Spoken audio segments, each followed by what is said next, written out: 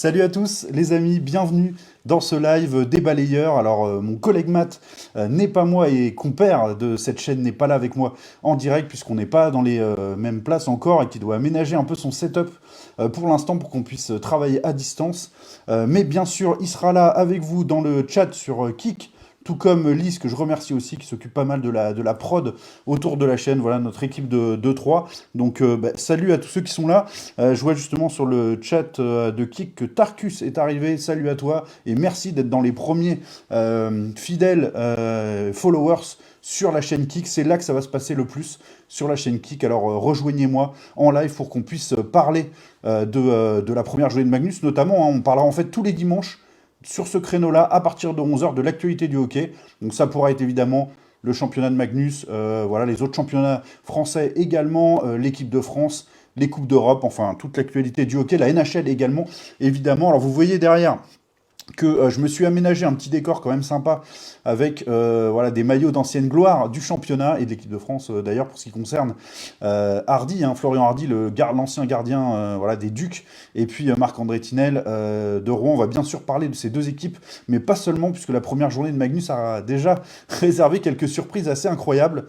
Donc voilà, j'ai hâte que vous me rejoigniez en live et qu'on puisse discuter ensemble de tout ça. Donc voilà, ça se passe sur Kik tout simplement, et puis également sur Facebook pour l'instant.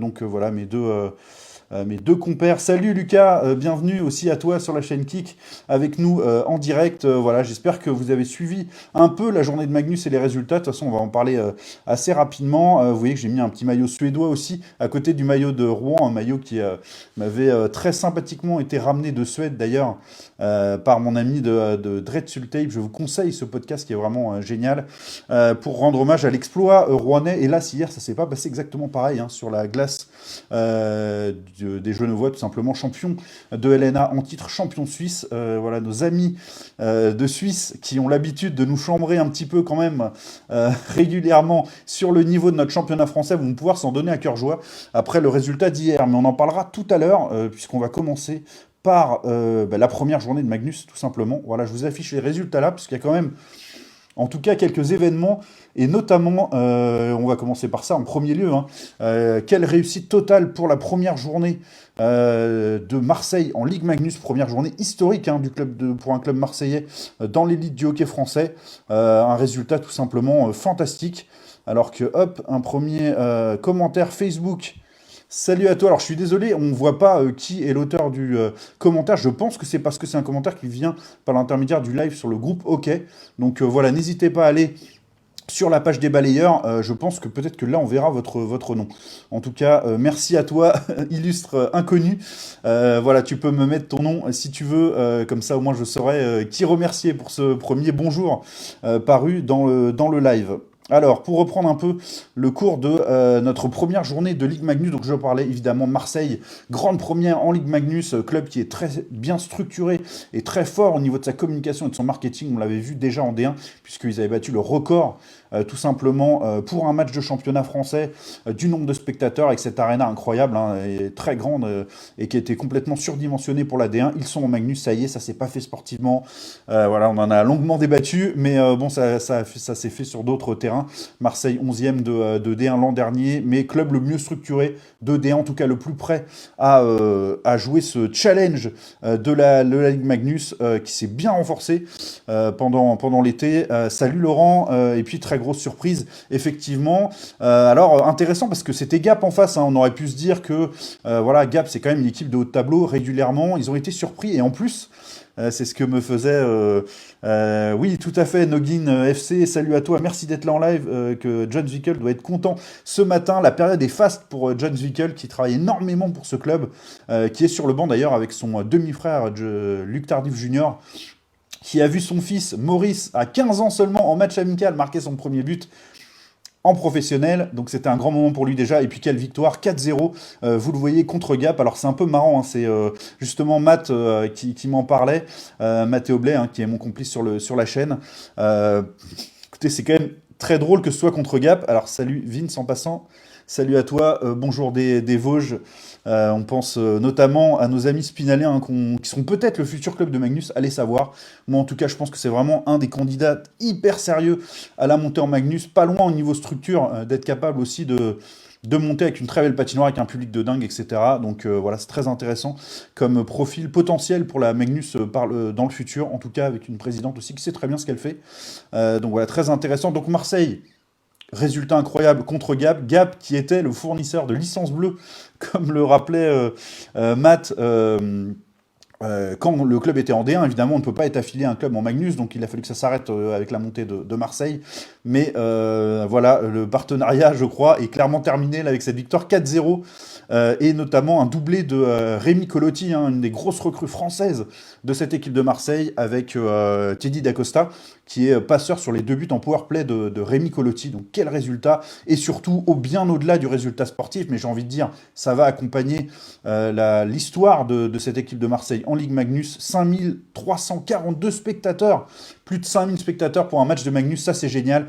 Et vous savez quoi, c'est un gros point fort au moment où il faudra négocier, justement, c'est en cours, les droits pour la saison prochaine de diffusion de la Magnus. C'est un atout évident. Voilà, je veux dire, 5300 spectateurs à Marseille, ça donne un rendu qui est hyper intéressant. Donc je ne sais pas si vous avez pu suivre tout le match, est-ce que la retransmission était d'une bonne qualité, mais on imagine avec une retransmission pro, télé, etc., si jamais on pouvait avoir ça, on en rêve dans une patinoire pleine de plus de 5000 spectateurs. Ce serait vraiment incroyable. Alors, je fais un petit tour dans vos commentaires, puisque là, vous êtes nombreux à m'avoir rejoint, et ça me ravit totalement. Salut à toi, Valentin. Voilà, salut, désolé encore une fois à ceux dont on ne voit pas le nom. Je pense que ça dépend de où vous postez vos commentaires. Donc, n'hésitez pas à peut-être switcher, soit sur la page des balayeurs, soit sur le groupe OK, soit à venir carrément dans Kik, puisque là, je peux pas encore vous basculer vos commentaires dans Kik, mais je les lis par contre en direct, ce que je suis en train de faire. Donc, notamment, j'avais lu celui de Noggin FC tout à l'heure. Et Lily Mata, notre chère productrice, que je remercie encore d'être là, qui se demande si on n'a pas sous-estimé Marseille. Il va falloir attendre, il va falloir être patient pour savoir ça. Ce n'est que le premier match. Là, il y a une certaine euphorie. Il y a eu l'euphorie de la montée, il y a eu l'euphorie de l'arrivée de joueurs de talent dont on parlait, des étrangers, des Français. Il va falloir voir dans le moyen terme et dans le long terme. Voilà, c'est ça qui sera très important à voir, évidemment. Et bien sûr, c'était Fabien Colotti et pas Rémi Colotti, les deux frères que je peux confondre au niveau des prénoms. Mais vous aviez bien réagi. D'ailleurs, je passe le commentaire de Sandrine, merci à toi. Et puis également de Matt qui répond pour vous avec le compte des balayeurs en direct sur Kik. Oui, vous avez raison, tout à fait, c'est Fabien et c'est pas Rémi. Vous avez tout à fait raison. Merci de m'avoir corrigé là-dessus et qui nous sort une stat d'ailleurs qui est éloquente quand même. Hein. Matt, 23 tirs à 3, imaginez-vous, pour les Marseillais dans le premier tiers. 23 tirs à 3 en Ligue Magnus contre Gap, qui est quand même loin d'être le premier client venu. Ils ne pouvaient pas rêver d'un meilleur début, tout simplement. Ils étaient en feu, les Marseillais. Ils ont joué un moment important. Et justement, les dirigeants du club le savent bien. Il faut marquer des coups symboliques importants pour réussir à moyen terme, à long terme, à se positionner comme un club qui marche fort en Ligue Magnus. Moi, les débuts de Marseille, je me rappelle plus ce qu'avait fait d'ailleurs Bordeaux, si vous vous souvenez de ça, lorsque Bordeaux est remonté en Ligue Magnus, avec un recrutement aussi 3 étoiles, peut-être encore plus impressionnant d'ailleurs, avec peut-être 3 ou 4 internationaux français, je me rappelle à l'époque, pour Bordeaux. Qu'est-ce qu'ils avaient fait la première journée? Je ne m'en rappelle pas. Mais en tout cas, au niveau de la dynamique, au niveau de la qualité du recrutement, au niveau de tout ça, ça me fait penser pas mal à Bordeaux, qui aujourd'hui est un club incontestable de Ligue Magnus, qui est de retour en force d'ailleurs, avec un budget et des ambitions fortes cette année. Donc voilà, les Bordeaux-Marseille vont être très intéressants. D'habitude, c'est en foot qu'on en parle. Et bien là, bien sûr, ça va être en hockey sur glace et en Ligue Magnus. Voilà, c'est ce que Sandrine nous met, c'est exactement ça. On est d'accord, le Bordeaux-Marseille, le Marseille-Bordeaux, on va les attendre voilà, avec beaucoup d'impatience. Après, on va pas s'enflammer tout de suite, évidemment, pour les Spartiates. On espère qu'ils feront une belle saison, on espère qu'ils pourront jouer leurs cartes pour peut-être se qualifier en play-off, mais déjà, avant tout, c'est essayer de se sauver, voilà, y compris si ça passe par les playdowns, et puis réaliser une saison costaud, voilà, de Magnus. Une bonne première saison, une saison intéressante, sachant que l'objectif sportif, ça doit être de se maintenir. Voilà, on est face à un promu qui a eu pas énormément de temps pour se préparer non plus pour la Ligue Magnus. Donc voilà, c'est quand même intéressant de les voir gagner ce premier match. Et surtout, je m'étais noté ça bougez pas, je vais vous sortir ça tout de suite. Je m'étais noté ça, c'était quand même pas rien, parce que je sais que ça tient très à cœur, justement, de Jonathan Zwickel et du club de Marseille.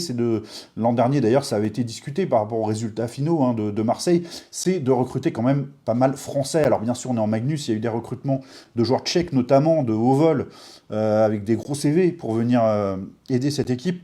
Mais sur le 4-0, il y a 4 buteurs français, 4 buts français, et il y a seulement sur les 12 points marqués par les Marseillais, en comptant les assists, il n'y a que 3 points marqués par des étrangers, quand même sur 12, donc il faut le souligner, je le souligne en tout cas, c'est bon signe pour le hockey français, c'est positif, les Français ont brillé sur ce match-là, et sont eux principalement qui ont été, pardon pour le petit coup dans le micro, sont eux qui ont été les grands acteurs de cette victoire marseillaise, donc vraiment il faut saluer ça je pense, et on pourrait discuter aussi comme Laurent le pose la question, et elle est légitime de savoir où en est Gap, exactement. Donc voilà, on peut avoir l'impression que Gap s'est affaibli. Est-ce que Gap a fini son recrutement? On verra. Je ne sais pas, ce match-là pourrait inquiéter les supporters gapençais. Ils se sont fait surprendre par le promu. On va attendre aussi un peu là, avant de faire des grands constats génériques hein, sur cette équipe de Gap, qui pour moi reste quand même un candidat bien sûr au playoff et à la première moitié de tableau, et voire plus si affinité. Hein. Ça reste une équipe très bien coachée. Eric Blake élu coach de l'année. Une équipe qui a des très bons Français, qui a une épine dorsale solide. Donc voilà, c'est un club sur lequel il faudra compter probablement. Hein. Il ne faut pas penser que parce qu'ils ont perdu ce premier match 4-0, c'est la fin des haricots. Pour eux, un petit tour sur Kik en même temps, pour voir les derniers commentaires.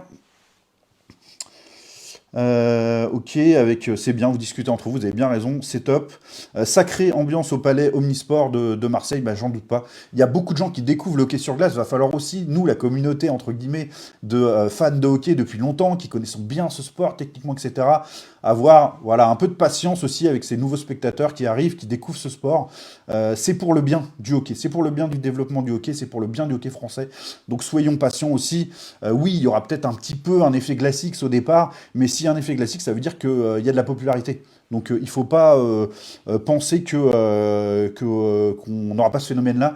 Oui, avec la popularité, on l'espère, grandissante du hockey français, on aura des profils, voilà, de nouveaux spectateurs venus d'autres sports qui viennent découvrir, etc.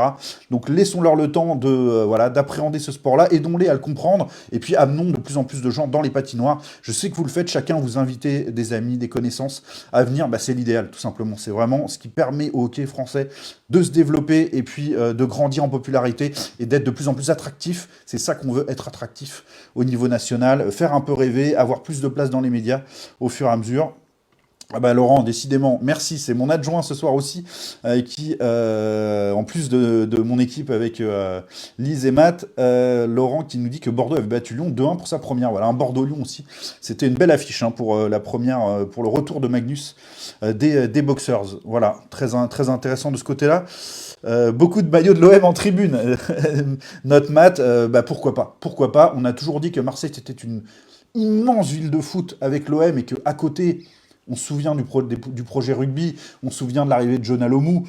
Ça avait été un flop quand même assez catastrophique, à part quelques sportifs, les nageurs notamment, au niveau sport collectif, c'est un peu une catastrophe autour à Marseille. Mais pourquoi pas le hockey, qui arrive par une petite porte comme ça, qui n'est pas menaçant pour le foot, rien à voir, autre public, et je crois savoir, je sais d'ailleurs qu'il y a des bonnes relations entre l'OM et le club des Spartiates, donc c'est bon signe. Il faut développer ça, il faut faire du spectacle, et je suis sûr que quand les dirigeants de l'OM, qui certes savent bien que ce n'est pas le même contexte, bah, ils viendront à Marseille voir un match devant 5000 personnes, ils se diront quand même qu'il se passe quelque chose, et c'est positif, et c'est très bien, et pourquoi pas, alors que personne ne s'y attendait vraiment, il y a quelques années encore, pourquoi pas développer le deuxième grand sport collectif à Marseille, le hockey sur glace. Nous, on est ravis, en tout cas, que ça puisse se passer, même si, encore une fois, on pourrait discuter du côté de la montée sportive. Voilà, essayons d'être pragmatiques pour le hockey français, pour que le hockey français réussisse, et de souhaiter tout le bien possible à ce projet-là. Grande ville, Marseille, les projecteurs vont être braqués sur Marseille aussi, au niveau médiatique, donc si jamais ça continue de se développer comme ça, qu'il y a un petit mot à droite à gauche dans les grands médias, on en sera ravis. Voilà, continuez de m'envoyer vos commentaires sur Kik ou sur Facebook. Je les lis avec beaucoup d'attention et je les passerai au fur et à mesure. Salut à tous ceux qui nous ont rejoints, toutes celles et tous ceux évidemment. Et surtout, mettez-moi en commentaire votre pronostic pour la saison de Magnus. Simplement, vous mettez votre classement de 1 à 12. Bon, il y a eu une journée certes, mais il y en a, voilà, il y en aura beaucoup plus que ça. 44 journées, puisque c'est un système de double aller-retour. Donc 44 journées de Magnus, donc on va bien sûr vous autoriser, et puis c'est le but aussi avec ce live, de vous encourager à le faire, parce qu'on a envie de voir vos pronostics. Est-ce que vous allez être influencé par cette première journée ou pas? On attend vos classements de 1 à 12, et les gagnants à la fin de la saison, ceux qui auront été les meilleurs pronostiqueurs, et c'est pas sûr que ce soit Matt et moi, on s'est tous les deux prêtés au jeu, on a essayé de le faire. Il y a une vidéo qui est sur YouTube en 2 parties que vous pouvez découvrir également. Vous voyez nos pronos à nous, mais voilà, prêtez-vous au jeu, essayez de faire ce classement de 1 à 12, et puis on fera un tirage au sort à la fin de l'année des meilleurs pronostiqueurs, et puis on vous fera gagner des palets des balayeurs, tout simplement. Hein. Enfin, évidemment, ils seront OK puisque c'est le projet des balayeurs. Donc, des palais spéciaux, des balayeurs qui n'ont même pas encore été produits ni proposés. Ce sera une exclue un peu, justement, ces palais des balayeurs. Et puis également des mugs des balayeurs qui seront à gagner. Donc voilà, c'est tout simple. Il suffit de nous suivre sur Kik et puis de nous donner en commentaire, peu importe où, sur Facebook, sur Twitter, sur Instagram. On est partout sur TikTok. Votre prono de Ligue Magnus de 1 à 12. Voilà. On ne fera pas durer éternellement non plus. On ne va pas attendre 15 journées. Après, ce serait un peu de la triche. Mais là, on vous laisse encore quelques jours pour le faire. Ah, il y a les Fanatics de Caen qui sont avec nous aussi. Et on salue justement en passant la D1. On en parlera bien sûr de la D1 quand viendra le temps, puisqu'on sera très intéressé à savoir quel est le candidat potentiel pour monter l'an prochain en Ligue Magnus. On espère s'éviter ces processus administratifs un peu complexes. On les aura toujours un peu malheureusement. Mais voilà, surtout qu'il n'y ait pas d'accident industriel en Magnus. C'est ce qu'on souhaite. Qu'il y ait une vraie montée, si possible, du champion en Magnus et qu'on retrouve un peu de calme à ce niveau-là. Ce serait quand même le top. On l'espère tous. En tout cas, il y a John Doe aussi qui nous envoie ce message. Quoi qu'il arrive, il y a des chances que Marseille soit ville haute au JO 2030, si la France est choisie, bien sûr. On en a parlé aussi un peu lors du dernier live. Les Français donc seront candidats pour accueillir les championnats du monde de hockey sur glace. Candidature unique, hein, la France toute seule en 2028 et 2030, les JO d'hiver avec une double candidature Aura-PACA. Voilà, ces 2 régions-là, et la glace serait en PACA. Donc PACA, Marseille évidemment, on pense à la patinoire qui se fait une superbe pub actuellement, en la remplissant comme ça et en montrant qu'il y a un public de hockey à Marseille possible. Donc oui, ce serait top. Alors, un petit message là dans le kick de Nino. Salut Nino Mids. Salut à toi déjà. Et puis, ce maillot de Flo derrière. Ouais, voilà, ils sont pas mal, hein, ces maillots-là, j'avoue, j'en avais même beaucoup plus. Mais ils avaient servi en les vendant à financer le projet du Tour de France du hockey à l'époque. Et puis, oui, il y a un maillot de la Suède également. Voilà, c'était pour l'exploit un peu, je le disais en tout début d'émission, des Rouennais à Skellefteå. J'espère que je prononce à peu près bien. Ça doit être un peu moyen quand même. Mon suédois n'est pas, n'est pas très rompu. L'exploit chez FTO, ça n'a pas tout à fait été la même mayonnaise en Suisse, mais c'est pas grave. Très belle prononciation, merci, c'est super gentil. Je fais de mon mieux en tout cas pour respecter nos amis suédois. Je suis sûr qu'ils sont pas très nombreux à nous suivre, puisque voilà, en français c'est compliqué. Il y a peut-être des Français de Suède ou des Français de Suisse, comme par exemple Mylène. Salut à toi, Mylène. Ravi que tu sois là. Mylène qui est une des légendes de l'équipe de France de hockey, avec beaucoup de sélections nationales avec l'équipe de France féminine et de très belles aventures. Je suis ravi que tu sois dans le live. Et puis, depuis la Suisse, où on doit, j'imagine, Mylène, entendre quand même pique-pendre sur le niveau du hockey français en ce moment, suite au match d'hier. Mais c'est pas grave, on gardera la tête haute. De toute façon, on en rigolera avec nos amis suisses. Et puis, on espère qu'un jour, on prendra quand même notre revanche sur la glace prochainement.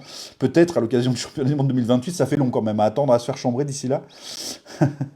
Ah bah Nino, bah génial, c'est ça, team franco-suédois. Et ben magnifique, merci. Bah, c'est parfait, c'était vraiment marrant.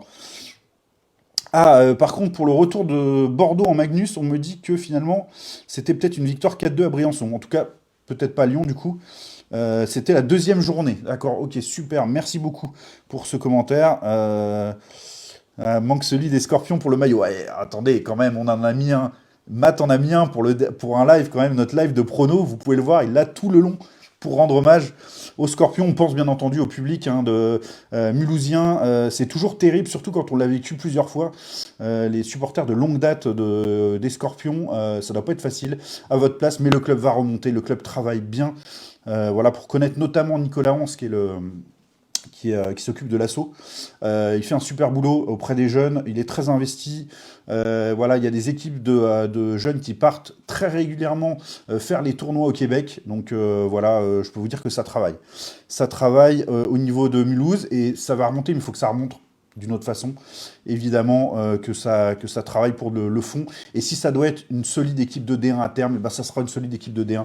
Tous les clubs ne sont pas amenés à pouvoir supporter les coûts de la Ligue Magnus et tout ce que ça implique également. La D1 est une super division, donc pourquoi pas aussi les revoir en D1. En attendant, il faut prendre son temps. Le club repart avec une base d'assaut. Évidemment, l'équipe n'est pas du tout taillée pour c'est pas une équipe de D1, ce n'est pas une équipe surdimensionnée pour la D3. Elle aura bien sûr l'ambition de remonter, mais quand il sera temps, en espérant que la dynamique se fasse bien du côté de Mulhouse et des Scorpions. Donc on les salue, bien évidemment.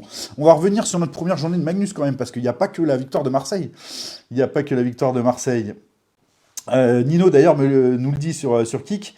Ils n'ont pas fait dans le détail. Pas trop convaincu par Aubrin côté Chamonniard. Ouais, bah oui, bien sûr, on va en parler aussi de ça. On va en parler. Moi, je n'ai pas vu le match, je peux pas vous dire. Voilà, j'essaierai de regarder quand même un peu sa performance. On peut en parler tout simplement maintenant de ce résultat qui était quand même attendu, peut-être pas dans ces proportions-là. Angers est quand même voilà, c'est top 3 de toute façon, top 2, top 3 de Magnus.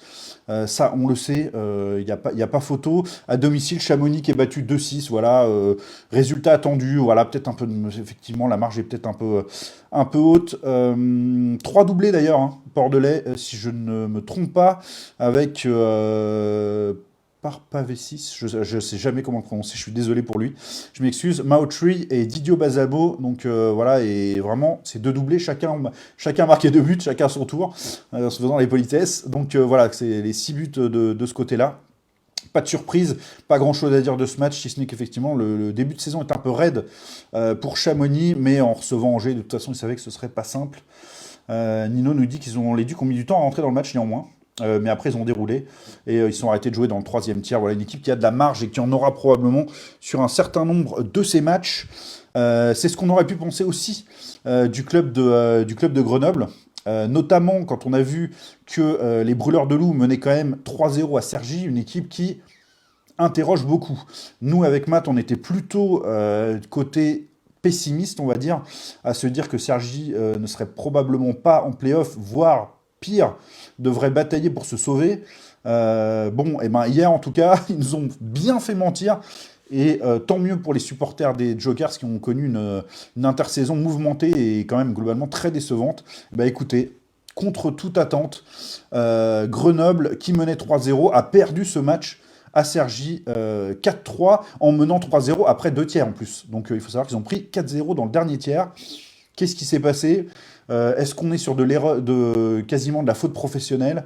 Est-ce qu'ils se sont vus trop beaux trop tôt? Je ne sais pas. Je n'ai pas vu tout le détail du match, mais en tout cas, le résultat est quand même parlant. Et il faut espérer que ce soit pour les supporters grenoblois, que ce soit une piqûre.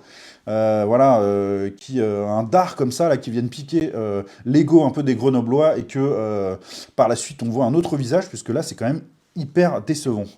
Vraiment, de voir ce résultat-là. Ouais, Ginny, j'avais pas vu le commentaire tout à l'heure, qui revenait sur la belle victoire d'Angers. Merci pour le com. Et puis, Nino qui dit merci, Lolo Farnier, pour ce PP en fin de match. Ouais. Ok. Et puis Matt qui dit de toute façon Grenoble finira 4e. C'est son pronom, on verra. Moi je les ai passés premiers la saison régulière. La saison est encore longue. On verra si je suis complètement dans les choux ou pas. Plusieurs prédisent que Grenoble pourrait avoir des difficultés cette saison. On verra. J'attends de voir. Moi je considère quand même que c'est une grosse écurie et qu'on va les voir à leur niveau rapidement. Là c'était pas le cas hier, en tout cas sur le déroulé du match. Voilà, donc on rappelle, menant 0-3 après 2 tiers, battu 4-3 à Cergy. Voilà, grosse claque. Et par contre, très bonne nouvelle pour Cergy, qui a, on le rappelle, plusieurs points de pénalité, 6, et qui n'en a plus que 3 désormais. Donc ils sont toujours pas à 0. Malheureusement, c'est dur quand même, hein. C'est dur parce qu'après une telle victoire, ils méritaient mieux les joueurs n'y sont pour rien, on le rappelle, hein, pour ces points de pénalité. Donc c'est un peu dur pour eux. Mais en tout cas, ils commencent à remonter la pente dès la première journée, et ça, c'est très très bon. Parce que s'ils avaient commencé par une série de défaites avec le poids de ces 6 points de retard, en plus, ça aurait été extrêmement compliqué. Alors, on a un message de Lucas aussi. Lucas Meunier sur Kik qui nous dit très grand match de la ligne Lavigne, Simonsen, Le Borgne. Exactement. J'allais y revenir justement. Voilà, c'est bien, on met en valeur les jeunes Français notamment. Donc sur ce match-là en particulier, Amiens donc, qui s'impose à Nice 3-2. Là aussi, le rapport de force, on pensait qu'il était légèrement à l'avantage d'Amiens. Pas forcément de beaucoup. Et ben voilà, tout simplement, le match nous a donné raison. Victoire 3-2 des Amiénois, des Gothiques de Mario Richer qui réussit son retour pour ce premier match avec notamment le doublé de Simonsen. Alors on a vu ce joueur incroyable, ce jeune talent vraiment pépite du hockey français à l'œuvre. J'ai eu la chance de le voir plusieurs fois, effectivement, il est au-dessus du lot. C'est un superbe joueur.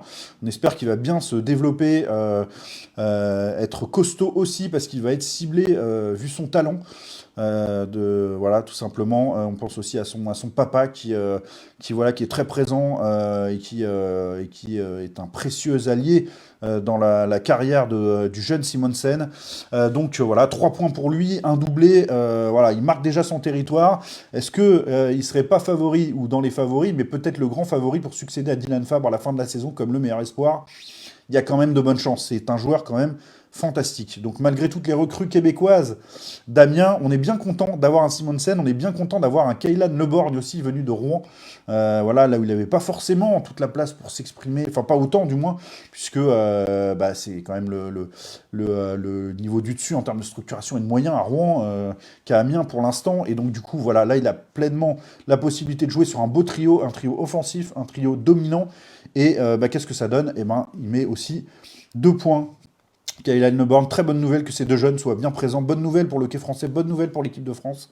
On les retrouvera peut-être tous les deux, pourquoi pas, réunis en équipe de France. Et puis, la nouvelle recrue aussi, Lavigne, on l'attendait, lui, vraiment. Et 3 points. Voilà, 3 points dès cette première journée. Déjà décisif. Et voilà, un trio qui va peut-être électriser la Ligue cette année. On a hâte de les voir à l'œuvre. Ouais, Nino qui dit justement dans le kick, Simonsen est clairement dans les dispositions pour meilleur espoir. Et peut-être Didio Basalmo en meilleur joueur français. Mais alors, oui, alors il a marqué un doublé là. Forcément, on a envie de le mettre. Mais bon, pourquoi pas, pourquoi pas. C'est un très bon joueur en tout cas. Cédric Didio Balsamo.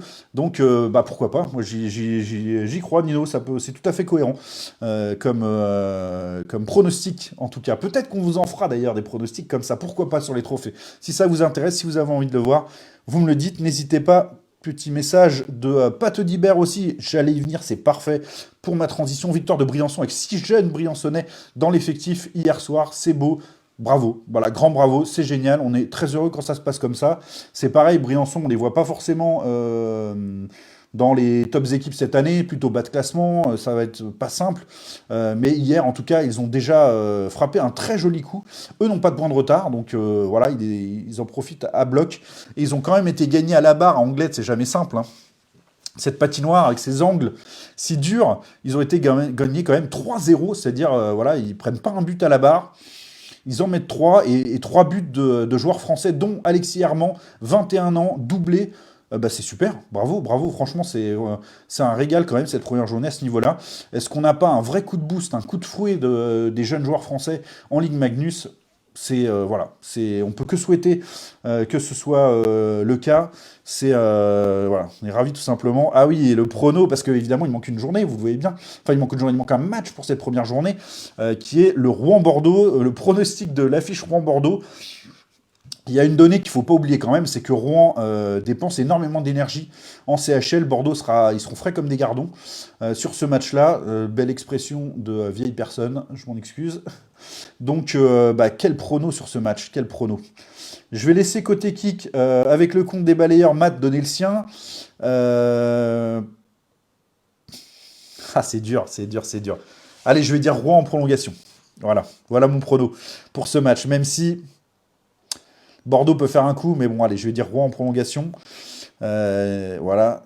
Ah oui, les jeunes de nouveau mis en avant. Herman, j'en parlais, mais également Théo Guerif, Pernou également, l'ancien jeune de. Est-ce que c'est l'ancien jeune de Mulhouse? Vous allez pouvoir me dire ça. Ouais, les commentaires qui restent pas assez longtemps, malheureusement, je vais les replacer là. Voilà, pas Chabny, le coup de fouet pour les jeunes Français. Oui, mais ça va venir peut-être. On verra ça. Effectivement, Guerif, Pernou, Le Borgne, Linton. Ouais, voilà, très bien de mettre en avant les jeunes. Merci à toi qui le fais également. On en est ravis. Le prono de Matt sur le chat kick. Rouen, mais Bordeaux gagneront chez eux. D'accord, donc toi aussi tu vois Rouen l'emporter. Parfait. Et Nino qui ajoutait hyper précieux des deux côtés de la glace et sa ligne avec Bardaro et Reed fonctionne très bien. Voilà, merci pour ce commentaire très intéressant. Est-ce qu'on a fait le tour un peu de cette première journée de Ligue Magnus? Je pense que oui, on a parlé du match de Marseille, on a parlé du match de Nice, on a parlé du match de Cham contre Angers, de la grosse victoire d'Angers qui se positionne déjà comme une équipe du très haut de tableau, sans surprise, de la désillusion de Grenoble, de Briançon qui marque un gros coup, les Devils de Briançon, les Red Devils. Et puis, on attend ce match du coup entre Rouen et Bordeaux avec beaucoup d'impatience voilà, pour voir ce qu'il en est entre deux des 3-4 favoris pour le haut de tableau. Voilà, allez, on referme cette page Magnus en vous remerciant tous d'avoir été nombreux à participer et puis à commenter, etc. Merci à vous. N'oubliez pas de mettre en commentaire ou dans le chat Kik votre prono de classement pour la Magnus, que vous puissiez participer au tirage au sort de fin de saison pour gagner des lots. Ce serait cool. Alors qu'on a un autre prono, Bordeaux, victoire 2-3. Eh ben, c'est fort possible, comme je le disais, hein, la fatigue. On l'a vu d'ailleurs, c'est la transition idéale. Tiens, je vais vous passer tout simplement. Hop, voilà. Le tableau des scores de la journée de CHL d'hier. Avec, vous voyez, la victoire de Salzbourg, des Red Bulls. Voilà, les Red Bulls qui sont solides face aux Stavanger Oilers. La victoire de Belfast 4-0 contre Bolzano. Bolzano qui est bon dernier, je crois, de cette CHL. Pas simple pour les Italiens. Faut quand même se dire qu'il y a un écart de niveau qui est de quasiment de plusieurs divisions quand même dans cette CHL. Donc voilà, compliqué pour Bolzano. Et le match du Servette contre Rouen, on va en parler. Le Dynamo Pardubice qui a gagné 6-1 contre Ingolstadt. Voilà, Ingolstadt qui avait vaincu les Dragons sur un match où longtemps les Rouennais avaient été dans le coup, mais ce sera peut-être la grosse déception d'ailleurs pour les Rouennais en fin d'exercice de CHL, ce match-là. On verra en tout cas à ce moment-là.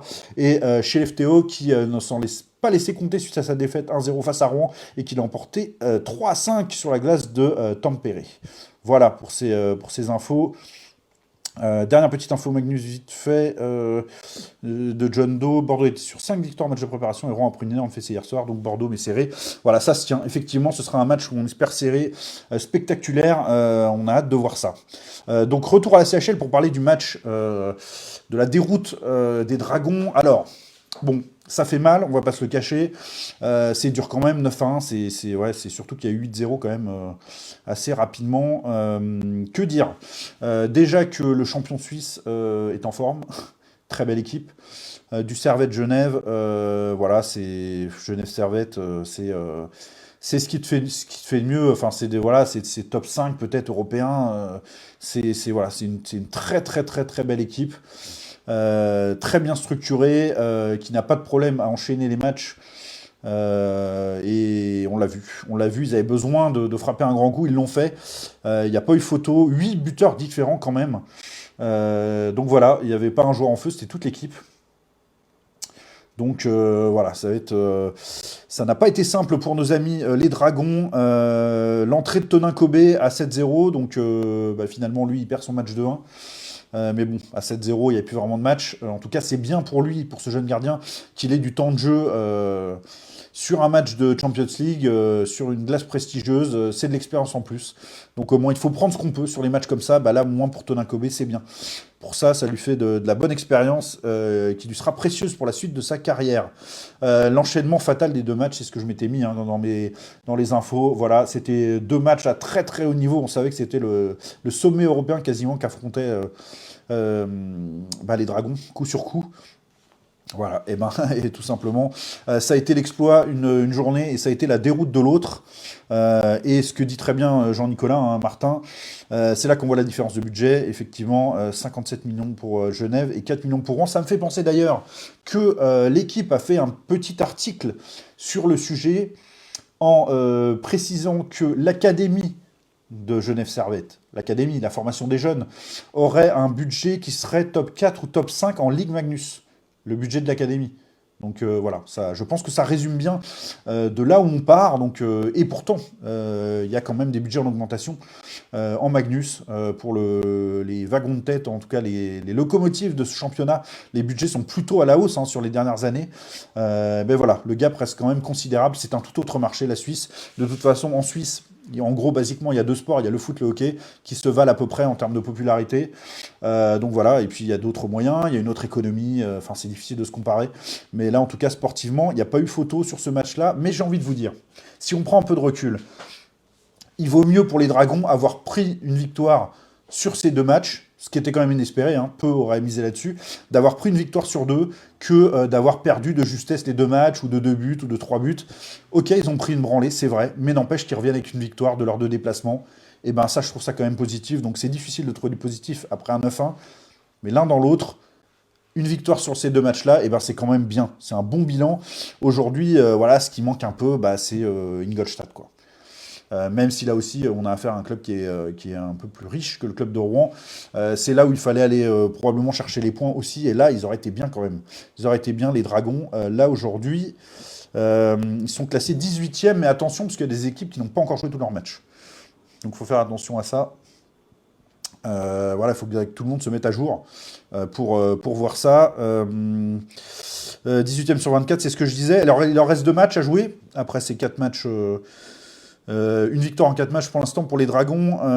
Il reste le match contre Adler Mannheim en Allemagne, à Mannheim, et puis de recevoir Tampere, ce qui sera pas simple non plus, le 18-10, surtout que peut-être que ce sera un match décisif pour Tampere pour se qualifier ou pas, on verra. On rêve que ce soit le cas aussi pour Rouen, qui sait, on sait jamais. Il faudra déjà aller battre Mannheim à Mannheim, ce sera pas simple. Mais bon, voilà, c'est le très haut niveau, c'est la CHL. Nos clubs français, on le sait, qui ne sont pas équipés spécialement pour ça. Mais bon, c'est dans l'ADN de Rouen de réaliser quelques exploits. Alors, tout le hockey français regardera avec beaucoup d'attention ce match-là. Franck qui nous dit on peut revoir ton débrief en replay, bien sûr, tout à fait. Vous pouvez le voir sur Facebook en replay et ce sera également diffusé, en tout cas publié sur le compte YouTube, la chaîne YouTube des balayeurs. Donc voilà, vous voyez, c'est là, hop. Voilà, on va y arriver. Hop, les balayeurs là, logo. Voilà, vous allez tout simplement chercher ça sur YouTube et ce sera diffusé sur YouTube. Pas de problème, Franck, pour ça. Tiens, je finis par un petit point un peu marrant. Et après, si vous avez des questions, bien sûr, n'hésitez pas, hein, mais après, on pourra clôturer ce live tranquillement, ce premier live du dimanche. La patinoire de Rouen, effectivement, la glace olympique s'appelle la patinoire Nathalie Péchala. J'ai vu ça sur le site de la CHL. Et on parle tellement de l'île Lacroix tout le temps que j'avais complètement oublié. Ce fait-là, ça doit dater d'il y a 2 ou 3 ans, je crois. C'est quand même assez récent. Voilà, patinoire Nathalie Péchala. Pour les Dragons jouent sur la patinoire Nathalie Péchala. Donc voilà, c'est le site de la CHL qui m'a fait repenser à ça. C'était le petit clin d'œil de fin d'émission. Un grand merci à tout le monde. Vous avez été au top, tout simplement. C'est une vraie réussite ce premier live du dimanche. Et ben on se retrouvera, vous savez quoi, dimanche prochain, même horaire, 11h. Et en attendant, on vous prépare plein d'autres contenus avec Matt, avec Mathéo, qui, voilà, je vous le rappelle, et là, c'est les balayeurs sur Kik, le compte Les Balayeurs. Oui, suivez-nous sur toutes nos plateformes également. Ouais, on va faire un max de diffusion là-dessus, mais surtout venez nous voir sur Kik, le chat est super, on l'a vu ce soir, et puis c'est une super plateforme pour développer ce projet-là, donc venez nous voir sur Kik, la page Facebook, le compte Insta, voilà, on fait ce qu'on peut au max. Merci beaucoup Jean-Nicolas, c'est toi qui es au top, c'est trop gentil, tout simplement, c'est trop sympa. Vous n'avez pas fini de me voir en tout cas pour cette saison, et avec Matt un maximum, on a plein d'idées, des concepts plus fun, de l'analyse comme ça, mais j'aime bien cette idée de se retrouver tous les dimanches à 11h, c'est vraiment un super moment. Alors merci à tout le monde, j'ai hâte de vous voir. Voilà, je vais enlever un peu la CHL là, hop, on passe aux au revoir, là ça aussi, plus besoin de le voir. Terminé Magnus Gien. Voilà. Merci à tout le monde. On se retrouve dimanche prochain. Tout simplement, peut-être d'ici là d'autres vidéos. Allez voir nos pronos pour la Ligue Magnus. On les a pas dévoilés là, mais on les a diffusés. Donc allez voir sur la chaîne YouTube ou sur Facebook. Et puis donnez-nous le vôtre surtout. On vous attend là-dessus. Et puis continuez de commenter, de nous encourager un maximum. Partagez à vos amis si vous pouvez. Et puis si vous le pouvez. Et puis voilà, vive le hockey français tout simplement. Et on s'attaquera à la suite très vite. Merci tout le monde. Et puis voilà, vous êtes au top, tout simplement. Allez, salut les amis, à très bientôt.